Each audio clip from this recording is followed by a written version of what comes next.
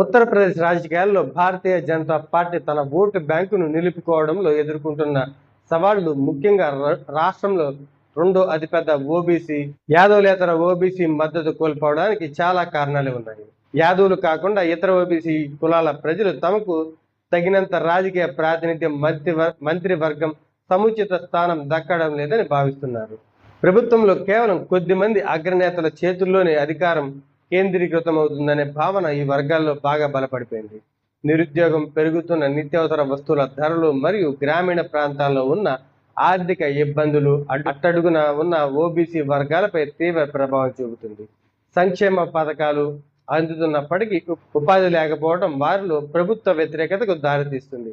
SP అధినాయకత్వం కేవలం యాదవుల పార్టీ అనే ముద్రను మార్చుకుంటూ అన్ని వెనుకబడిన కులాలు, దళితులు, మైనార్టీలను కలుపుకుంటూ బలమైన సామాజిక సమీకరణను తెరపైకి తీసుకొచ్చింది. ఇది బీజేపీ వైపు ఉన్న నాన్ యాదవ్ ఓబీసీ ఓట్లను తన వైపుకు తిప్పుకోవడంలో విజయవంతమైంది.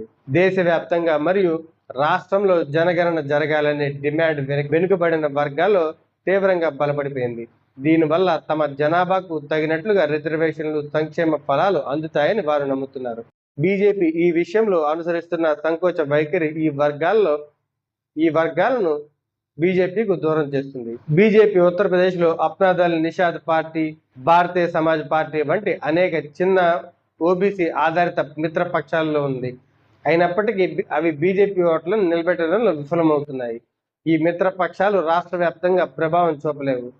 ఉదాహరణకు అల్పాదల్ కేవలం కొన్ని జిల్లాల్లోనే కుర్మీ ఓట్ల వైపు మాత్రమే పట్టుగలిగి ఉంది. నిషాద్ లేదా ఎంబీఏపీ పార్టీ ప్రభావం కొన్ని నియోజకవర్గాలకు మాత్రమే పరిమితమై ఉంది. రాష్ట్ర వ్యాప్తంగా ఉన్న విస్తృతమైన నాన్ యాదవ్ ఓబీసీ అసంతృప్తిని తిప్పికొట్టే శక్తి వీరికి లేదు. ఈ ప్రాంతీయ మిత్రపక్షాలు క్షేత్ర స్థాయిలో బీజేపీ లాగా బలమైన విస్తృతమైన సంస్థాగత నిర్మాణం లేదు.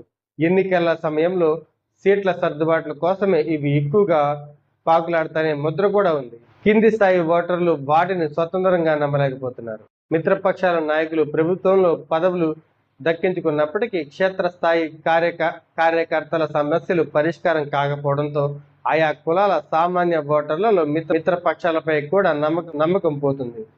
ప్రజలు కేవలం మిత్రపక్షాల మాటలు విని ఓట్లు వేయకుండా ప్రభుత్వ పనితీరును చూసి ఓట్లు వేస్తుండటంతో మిత్రపక్షాలు ఉన్నప్పటికీ బీజేపీ ఓట్ల కోతను నివారించలేకపోతుంది.